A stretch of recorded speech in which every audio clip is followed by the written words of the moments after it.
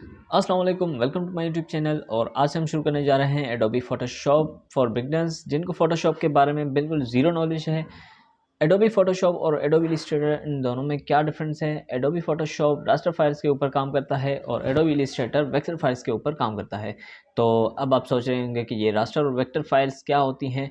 तो इंशाल्लाह रास्टर और वेक्टर फाइल्स के ऊपर भी एक डिटेल में क्लास में बना दूंगा। आज की क्लास में हम सिर्फ समझेंगे फोटोशॉप का इंट्रोडक्शन और फोटोशॉप कैसे इंस्टॉल और डाउनलोड कर सकते हैं। तो चलें वीडियो को शुरू करते हैं।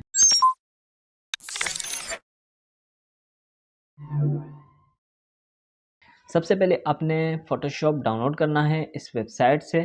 तो इस वेबसाइट का लिंक मैंने डिस्क्रिप्शन में दिया हुआ है। इस सर्च बार में आप अपनी मर्ज़ी का कोई भी वर्जन एडोबी फ़ोटोशॉप का डाउनलोड कर सकते हैं। जैसे कि मैंने यहाँ पे एडोबी फ़ोटोशॉप CC 2021 डाउनलोड किया हुआ है। डाउनलोड करने के बाद आपके पास एक विनरार फाइल मौजूद होगी, ये रही। और इसको आपने सिंपल एक्सट्रैक्ट करना है। राइट क्लिक प्रेस करके यहाँ पे आपने एक्सट्रैक्ट हेयर पे क्लिक कर देना है। जैसे ही आप इसको एक्सट्रैक्ट हेयर कर देंगे तो उसके बाद आपके पास कुछ ये वाला फ़ोल्डर आ जाएगा। इस फोल्डर को अगर आप ओपन करेंगे तो यहाँ पे आपके पास कुछ फाइल्स होंगी। यहाँ पे नीचे नीचे वाला आपके पास एक सेटअप फाइल होगी जिसको आप यहाँ से इंस्टॉल कर सकते हैं। और यहाँ पे आपके पास एक पासवर्ड भी होगा। ये पासवर्ड आपकी विनरार फाइल का होगा। जब आप इसको एक्सट्रैक्ट हेयर कर रहे होंगे तो यहाँ से आपको पासवर्ड पूछेगा, तो आपने 1 2 3 पासवर्ड दे देना है। तो यहाँ पे जैसे ही आपके पास सेटअप आ जाए, इसको इंस्टॉल करने से पहले आपने अपनी नेट को डिस्कनेक्ट करना है। जैसे कि यहाँ पे मैं डिस्कनेक्ट कर रहा हूँ नेट को।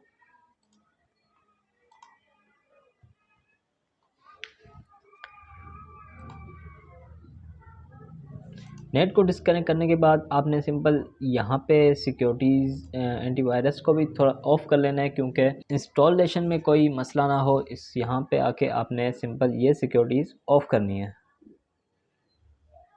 वायरस थ्रेड प्रोटेक्शन में आना है। यहाँ पे क्लिक करके आपने सिंपल मैनेज सेटिंग में जाना है और इनको आपने ऑफ़ कर देना है।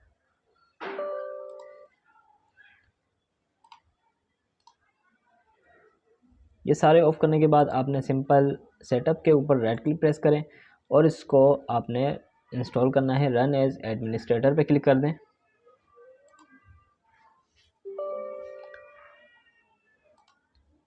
जैसे आप क्लिक करेंगे तो उसके पास कुछ इस तरीके का आपके पास एक डायलॉग बॉक्स आएगा, फ़ोटोशॉप इंस्टॉलर। और यहाँ से आपने लैंग्वेज सेट करनी है, इंग्लिश इंटरनेशनल पे क्लिक कर दें और कंटिन्यू पे जैसे ही क्लिक करेंगे तो ये पूरा का पूरा इंस्टॉल हो जाएगा। तो यहाँ पे मैं कंटिन्यू पे नहीं क्लिक करने वाला क्योंकि मैंने पहले से इंस्टॉल किया हुआ है। तो मैं इसको सिंपल क्लोज़ कर रहा हूँ। इंस्टॉल करने के बाद आपने सिंपल यहाँ से फ़ोटोशॉप को ओपन करना है। यहाँ पे अगर आपके पास मौजूद ना हो तो आपने सिंपल स्टार्ट बटन में जाना है और यहाँ पे आपके पास आपका एडोबी फ़ोटोशॉप मौजूद होगा। तो यहाँ से भी आप इसको ओपन कर सकते हैं। यहाँ पे इसके ऊपर क्लिक कर दें, या मैंने पहले से ओपन किया हुआ है तो मैं यहाँ पे क्लिक कर रहा हूँ। तो जैसे ही आप इसको ओपन करेंगे तो सबसे पहले आपके पास कुछ इस तरीके का इंटरफेस होगा। यहाँ पे कुछ प्रीवियस डिज़ाइंस होंगी जिनके ऊपर रिसेंटली आपने काम किया होगा।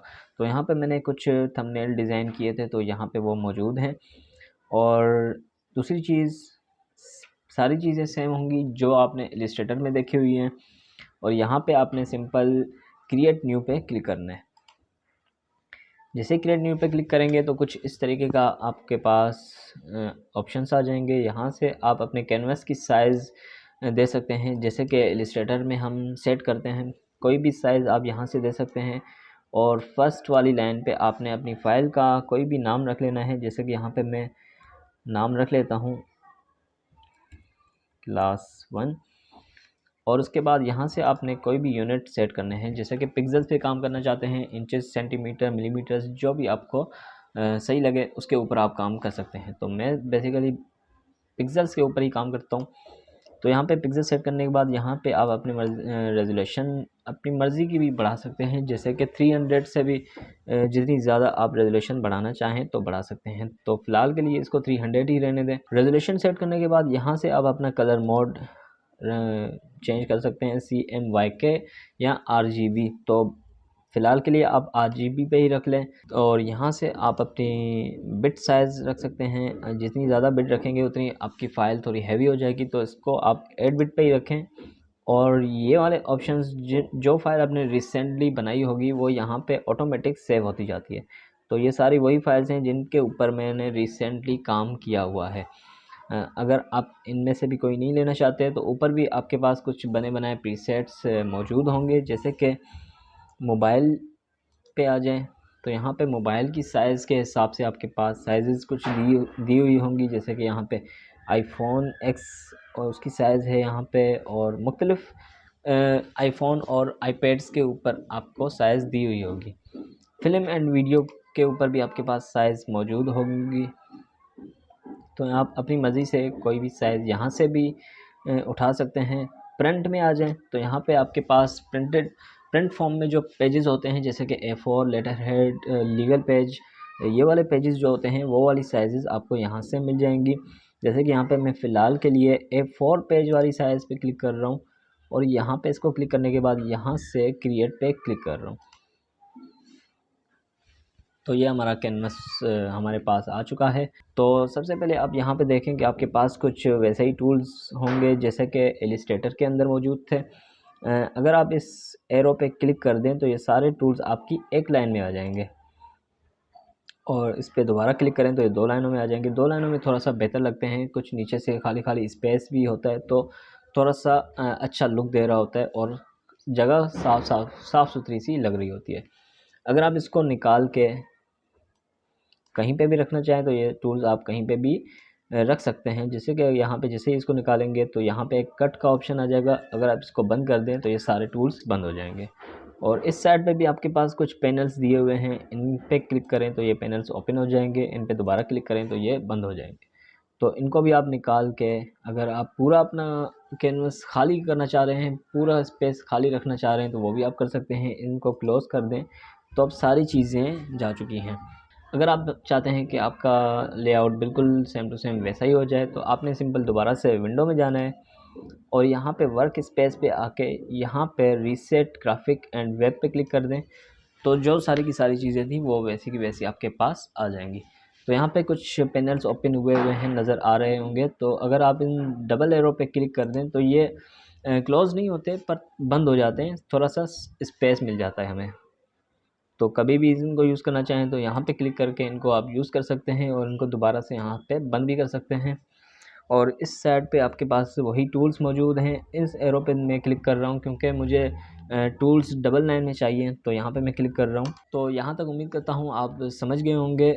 और फ़ोटोशॉप में सबसे अहम चीज़ जो इस्तेमाल होती है वो हैं लेयर्स।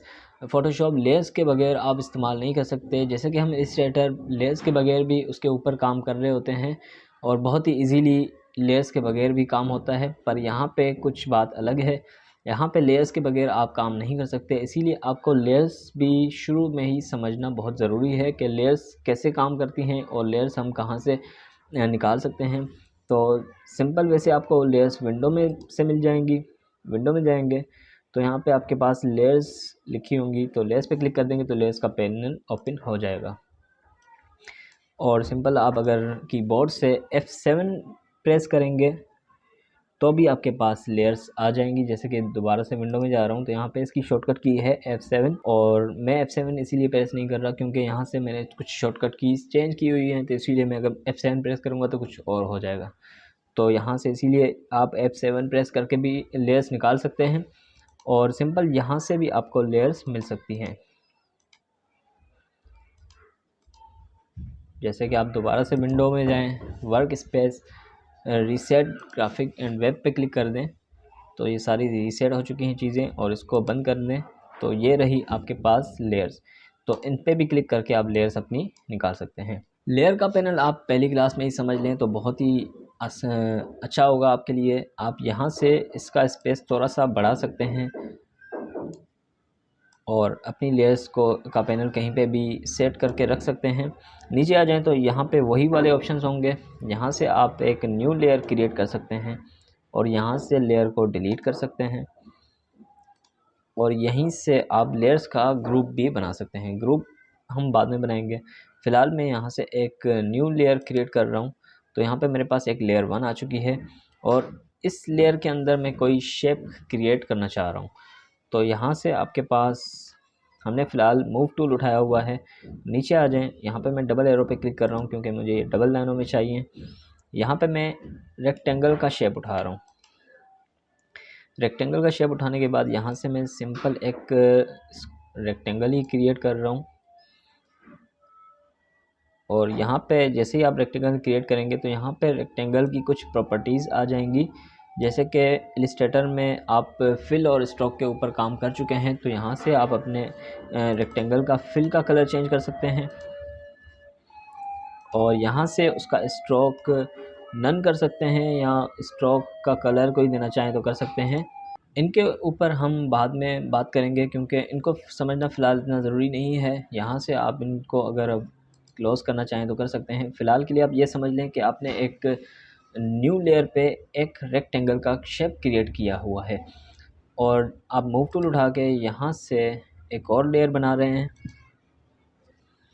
दूसरी लेयर पे हम एक स्क्वायर का शेप क्रिएट करना चाह रहे हैं, तो यहाँ पे मैं एक शेप उठा रहा हूँ, सर्कल उठाना चाह रहा हूँ और यहाँ पे एक सर्कल क्रिएट कर रहा हूँ। तो जैसे ही मैंने दोबारा से इसको क्रिएट किया तो यहाँ पे वही फंक्शंस ऑटोमेटिक यहाँ पे ओपन हो चुके हैं। तो इनको आप ना छेड़ें फ़िलहाल के लिए, इनके ऊपर हम बाद में समझ लेंगे। तो यहाँ पे हमने दो लेयर्स बनाई हुई हैं। एक लेयर पे हमने रेक्टेंगल बनाया हुआ है और एक लेयर पे हमने सर्कल बनाया हुआ है। तो यहाँ से मैं इस सर्कल को थोड़ा सा मूव करना चाह रहा हूँ। यहाँ से मूव टूल उठाने के बाद यहाँ पे अगर आप देखें तो यहाँ पे सर्कल वाली लेयर मैंने सिलेक्ट की हुई है और जैसे ही मैं इसको मूव करूँगा तो यहाँ से हमारा सिर्फ सर्कल मूव होगा। तो यहाँ पे एक और हम काम कर लेते हैं। इस लेयर के ऊपर आप डबल क्लिक करें और इसका हम यहाँ पे नाम रख लेंगे सर्कल और इसका नाम हम रखना चाहेंगे रेक्टेंगल। तो यहाँ पे ऑलरेडी रेक्टेंगल लिखा हुआ है।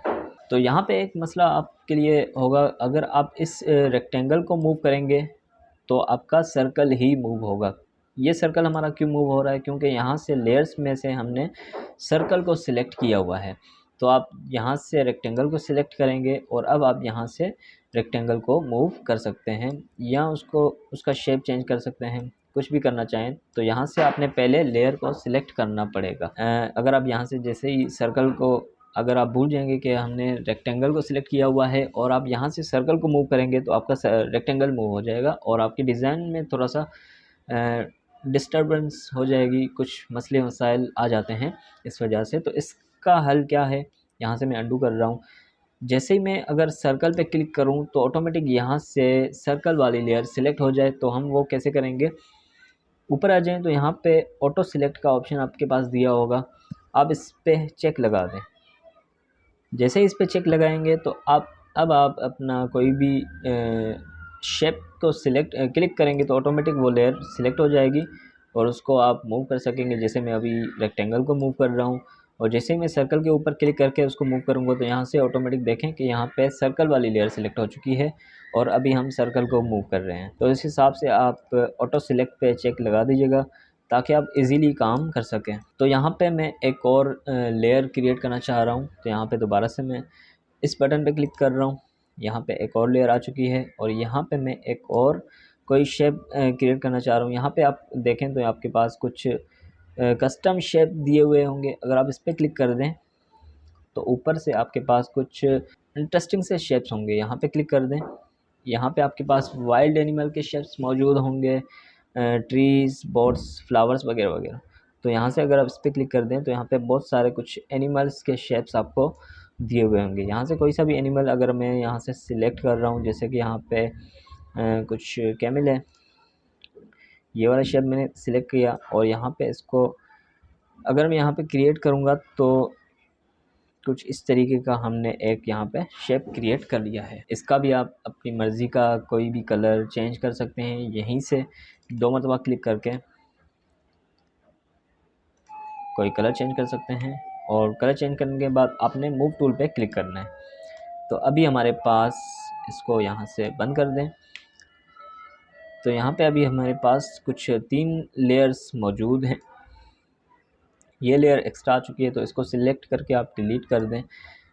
इलिस्ट्रेटर में आपने देखा होगा कि हम किसी भी शेप को सिलेक्ट करके उसकी साइज़ रीसाइज कर सकते थे, यहाँ पे भी हम कर सकते हैं, पर इसके वो ट्रांसफॉर्म पॉइंट्स हमें दिखाई नहीं दे रहे, तो उनके बगैर थोड़ा सा उसकी साइज़ चेंज करना डिफ़िकल्ट होगा। तो वो ट्रांसफॉर्म के पॉइंट्स आपको कहाँ से मिलेंगे, आप किसी भी लेयर को सिलेक्ट करें, ऊपर आ जाएं, यहाँ से आपके पास शो ट्रांसफॉर्म कंट्रोल्स होंगे, तो यहाँ पे चेक लगा दें। तो शुरू में अगर आप यहाँ पे और यहाँ पे दोनों जगह पे चेक लगा देंगे तो आपके लिए थोड़ा सा काम करना इजी हो जाएगा। जैसे ही मैंने इस पे चेक लगा दिया है, तो यहाँ पे देखें कि इसके ट्रांसफॉर्म पॉइंट्स आ चुके हैं। तो यहाँ से अब इसकी साइज़ अपने हिसाब से छोटी बड़ी कर सकते हैं, और किसी भी एक और लेयर पे अगर आप सिलेक्ट कर दें तो उसको भी आप सिलेक्ट करके उसकी साइज़ थोड़ी सी चेंज कर सकते हैं। इंटर प्रेस कर दें।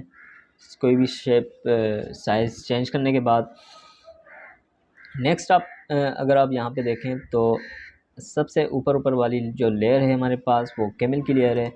अगर मैं इसकी साइज़ थोड़ी सी बढ़ा दूँ तो ये हमारा जो कैमल है इन सबसे ऊपर नज़र आ रहा है, क्योंकि इसकी लेयर सबसे ऊपर है। तो यहाँ पे सबसे पहले वाली जो लेयर आ रही है कैमल की, तो क्योंकि वो सबसे आगे इसीलिए नज़र आ रहा है क्योंकि सबसे ऊपर कैमल वाली लेयर है। तो यहाँ से अब आप अपनी लेयर ऊपर नीचे भी कर सकते हैं। इसको सिलेक्ट करके अगर आप नीचे ले जाएं तो ये इसके पीछे हो जाएगा, क्योंकि हमने इस लेयर को थोड़ा सा नीचे कर दिया है। सबसे नीचे भी आप अपनी लेयर्स को एडजस्ट कर सकते हैं। कोई भी लेयर आप ऊपर ले जाएं या ऊपर वाली लेयर को नीचे ले जाएं तो वो भी आप माउस की मदद से कर सकते हैं। अगर आप कीबोर्ड से करना चाहें तो आपने क्या करना होगा, किसी भी लेयर को सिलेक्ट करें, कीबोर्ड से कंट्रोल राइट ब्रैकेट प्रेस करें तो वो एक एक स्टेप ऊपर होती हुई जाएगी। अगर आप कंट्रोल लेफ़्ट ब्रैकेट प्रेस करेंगे तो वो लेयर नीचे आती जाएगी, और अगर आप कंट्रोल शिफ्ट और राइट ब्रैकेट प्रेस करेंगे तो वो बिल्कुल टॉप पे चली जाएगी। बिल्कुल जितनी भी लेयर्स आपके पास मौजूद होंगी, अगर आप कंट्रोल शिफ्ट लेफ़्ट ब्रैकेट पर प्रेस करेंगे तो बिल्कुल नीचे आ जाएगी। तो इसी हिसाब से आप स्टेप बाय स्टेप अपनी लेयर को ऊपर ले जाना चाहते हैं, या स्टेप बाय स्टेप नीचे, या डायरेक्ट ऊपर या डायरेक्ट नीचे भी कर सकते हैं। और नेक्स्ट चीज़ आपके पास आ जाती है, अगर मैं इन सारी लेयर्स को ग्रुप करना चाहूँ तो वो मैं कैसे करूँगा। इन सारी लेयर्स को मैं सिलेक्ट करूँगा, शिफ्ट के साथ शिफ्ट प्रेस करें और यहाँ पे क्लिक कर दें तो ये तीनों लेयर्स सिलेक्ट हो जाएंगी, और नीचे वाले ऑप्शन पे आ जाएं, क्रिएट अ न्यू ग्रुप पे क्लिक कर दें। तो यहाँ पे ये सारी लेयर्स ग्रुप हो चुकी हैं। जैसे ही आप इनको ग्रुप कर देंगे तो उसके बाद आप अगर इनको मूव करेंगे तो ये सारे एक साथ मूव होंगे, क्योंकि हमने इनको ग्रुप किया हुआ है। और अगर आप चाहते हैं कि ये ग्रुप अनग्रुप हो जाए तो आप इसी ग्रुप के ऊपर राइट क्लिक प्रेस करें, और यहाँ पे आपके पास ऑप्शन होगा अनग्रुप लेयर्स, ये सारे अनग्रुप्स हो जाएंगे। यहाँ पे मैं आपको एक और चीज़ समझाता चलूँ, अगर आप किसी भी शेप के अंदर कोई कलर चेंज करना चाहते हैं तो यहाँ पे टूल्स में आ जाएं, और यहाँ पे आपको इलिस्ट्रेटर में देखा होगा कि यहाँ पे आपके पास फिल और स्ट्रोक मौजूद होता था, पर यहाँ पे कुछ डिफरेंस है। यहाँ पे आपके पास एक फोरग्राउंड कलर होगा और एक बैकग्राउंड कलर होगा। बैक साइड पे जो कलर होगा वो बैकग्राउंड कलर है, और उसके ऊपर वाला जो कलर होगा वो फोरग्राउंड कलर है। तो फोरग्राउंड पे आप 2 मरतबा क्लिक करें और यहाँ पे अपनी मर्ज़ी का कोई सा भी कलर उठाएं। जैसे कि यहाँ से कोई सा भी कलर चूज़ करें, ओके कर दें, और यही कलर आप अपने इस किसी भी लेयर में ऐड करना चाहते हैं तो वो आप कैसे करेंगे। यहाँ पे एक और चीज़ आपको समझाता चलूँ कि यहाँ पे आपके पास कुछ टूल्स मौजूद नहीं हैं, तो वो टूल्स आपके पास कैसे आएंगे। आप दोबारा से विंडो में जाएंगे, वर्क स्पेस में आएंगे, और यहाँ से आपने एसेंशियल डिफ़ॉल्ट पे क्लिक कर देना है। जैसे ही आप एसेंशियल डिफ़ॉल्ट पे क्लिक करेंगे तो यहाँ पे आपके पास कुछ मज़ीद टूल्स आ जाएंगे। पहले आपके पास कुछ एक टूल था, और जैसे कि यहाँ पे अगर मैं राइट क्लिक प्रेस करूँ तो यहाँ पे मेरे पास कुछ बहुत ज़्यादा शेप्स आ चुके हैं, और यहाँ पे भी हर टूल के अंदर 2-3 टूल्स और मौजूद होंगे। तो यहाँ पे ग्रेडियंट टूल भी आ जाएं, और यहाँ से राइट क्लिक प्रेस करके आपने पेंट बकेट टूल उठाना है। पेंट बकेट टूल उठाने के बाद आप किसी भी लेयर का कलर चेंज, किसी भी लेयर में जो शेप आपके पास मौजूद होगा उसका कलर आप चेंज कर सकते हैं। जैसे कि इस सर्कल के अंदर मैं कलर करना चाह रहा हूँ, तो सबसे पहले लेयर्स आप सामने रखें, लेयर्स को दोबारा से निकालें और इनको आप फ़िलहाल के लिए बंद कर दें।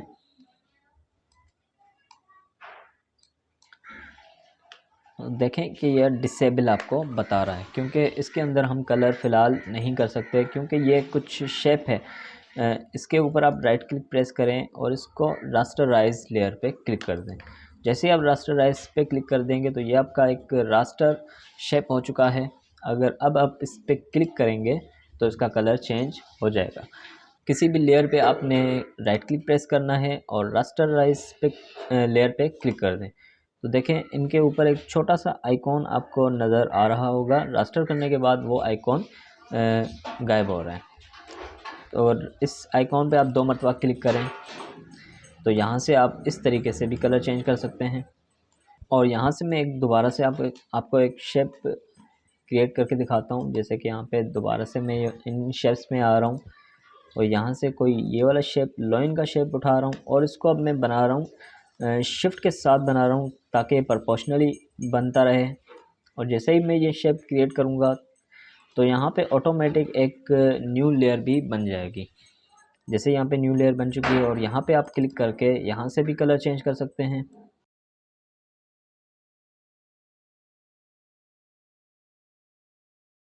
मैं पहले इस लेयर को सबसे टॉप पे कर लेता हूँ ताकि ये आपको नज़र आए। यहाँ से मूव टूल उठाएं और इसको उठा के ऊपर ले जाएं। अब यहाँ पे आपको ये नज़र आ रहा होगा और इस छोटे से आइकॉन पे 2 मरतबा क्लिक करें और यहाँ से इसका कलर आप चेंज कर सकते हैं। दूसरा तरीका यही है कि आप इसके ऊपर राइट क्लिक प्रेस करें रास्टराइज लेयर पे करके और यहाँ से कोई सा भी कलर उठाएंगे और यहाँ से पेंट बकेट से भी आप इसके अंदर कलर कर सकते हैं। जैसे कि इस कैमल के अंदर मैं कलर चेंज करना चाह रहा हूँ, इस लेयर को सिलेक्ट करके यहाँ पे क्लिक कर दें तो इस हिसाब से भी आप कलर्स कर सकते हैं। शॉर्टकट तरीका मैं आपको समझाता चलूँ। आप सारी लेयर्स को डिलीट कर दें, सिलेक्ट ऑल करके डिलीट करें और यहाँ से एक न्यू लेयर क्रिएट करें। न्यू लेयर बनाने के बाद आपने उस लेयर को सिलेक्ट करना है और कीबोर्ड से ऑल्ट बैक स्पेस प्रेस कर दें तो वो पूरा का पूरा कलर उसके अंदर फिल हो जाएगा। यहाँ से एक और लेयर बना रहा हूँ। दूसरी लेयर पे मैं कोई और कलर करना चाह रहा हूँ तो यहाँ से दोबारा से मैं कलर चेंज कर रहा हूँ और यहाँ से मैं बैकग्राउंड कलर भी चेंज करना चाह रहा हूँ। इस पर भी क्लिक करके यहाँ से मैं इसका कलर रेड करना चाह रहा हूँ। तो यहाँ से आपने दोनों की शॉर्टकट की समझनी है। अगर आप फोरग्राउंड कलर इसमें ऐड करना चाह रहे हैं तो आप ऑल्ट बैक स्पेस दबाएंगे और अगर आप बैकग्राउंड कलर चेंज करना चाह रहे हैं जैसे कि ये रेड कलर आप इसके अंदर फिल करना चाह रहे हैं तो आपने कंट्रोल बैक स्पेस दबाना है। ये एक शॉर्टकट तरीका है किसी भी शेप के अंदर कलर देने का। जैसे कि अगर आपके पास कोई शेप मौजूद है, दोबारा से मैं एक रेक्टेंगल क्रिएट कर रहा हूँ। यहाँ पे मैंने एक रेक्टेंगल क्रिएट कर लिया है और यहाँ पे इसको राइट क्लिक प्रेस करके रास्टराइज लेयर कर रहा हूँ। रास्टराइज करने के बाद इसके अंदर अगर मैं कोई कलर चेंज करना चाह रहा हूँ जैसे कि यहाँ से दोबारा से मैं कोई कलर चेंज कर रहा हूँ।